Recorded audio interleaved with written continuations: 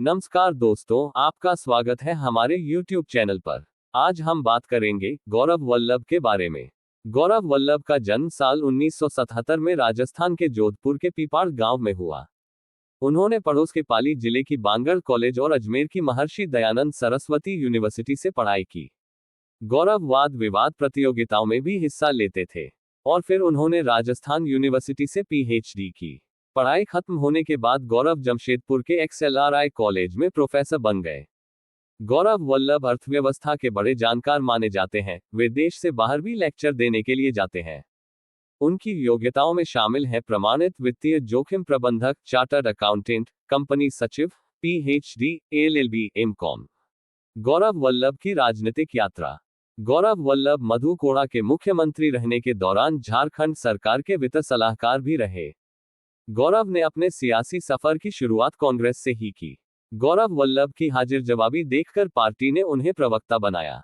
इसके बाद 2019 में गौरव को कांग्रेस पार्टी ने झारखंड विधानसभा चुनाव में मुख्यमंत्री रघुबर दास के खिलाफ मैदान में उतारा।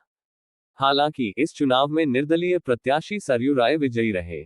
इसके बाद साल 2023 में गौरव ने अपने गृह राज्य राजस्थान की उदयपुर विधानसभा सीट से चुनाव लड़ा, लेकिन वे ये चुनाव भी हार गए।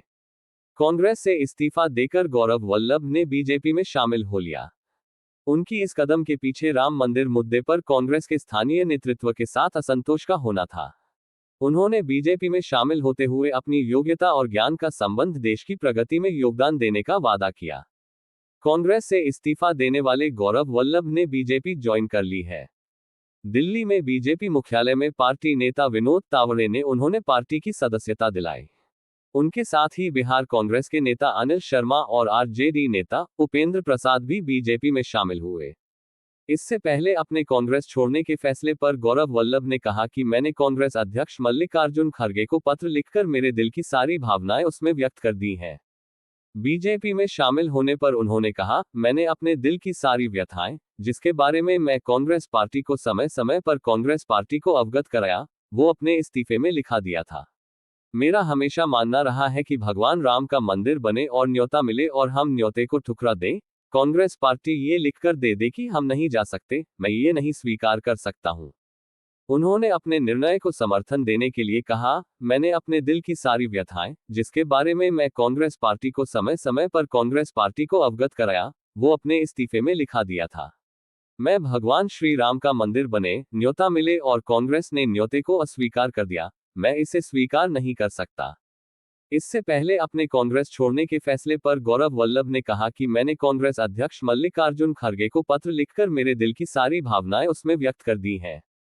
बीजेपी में शामिल होने पर उन्होंने कहा, मैंने अपने दिल की सारी व्यथाएं, जिसके बारे में मैं कांग्रेस पार्टी को समय समय पर कांग्रेस पार्टी को अवगत कराया, वो अपने इस्तीफे में लिखा दिया था। मैं भगवान श्री राम का मंदिर बने, न्योता मिले और कांग्रेस ने न्योते को अस्वीकार कर दिया, मैं इसे स्वीकार नहीं कर सकता। गठबंधन के नेताओं ने सनातन पर प्रश्न उठाए, कांग्रेस द्वारा उसका जवाब क्यों नहीं दिया गया। मैं आज भाजपा में शामिल हुआ और मुझे उम्मीद है कि मैं अपनी योग्यता, ज्ञान का प्रयोग भारत को आगे ले जाने में करूंगा। आपकी राय और सुझाव हमें कमेंट्स में बताएं और इस वीडियो को लाइक और शेयर करना न भूलें। धन्यवाद।